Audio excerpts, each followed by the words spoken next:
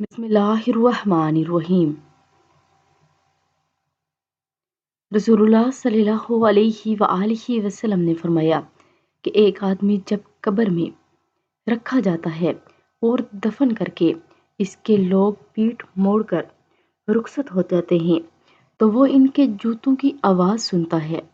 پھر دو فرشتے آتے ہیں، اسے بٹھاتے ہیں اور پوچھتے ہیں کہ اس شخص محمد صلی اللہ علیہ وآلہ وسلم کے متعلق تمہارا کیا اعتقاد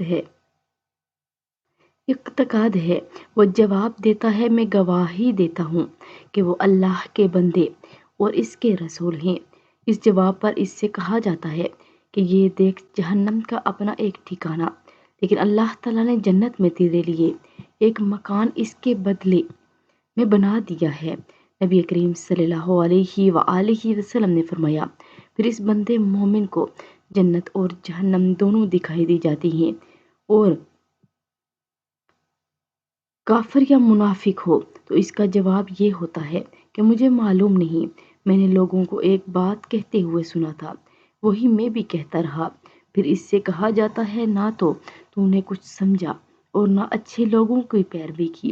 اس کے بعد اسے ایک لوہے کے ہتھوڑے سے بڑے زور سے مارا جاتا ہے اور وہ اتنے بھیانک طریقے سے چیختا ہے کہ انسان اور جن کے سوا ارد گرد کی تمام مخلوقات اسے سنتی ہے۔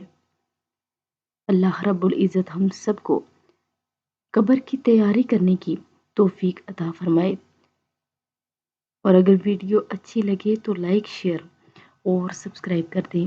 جزاک اللہ۔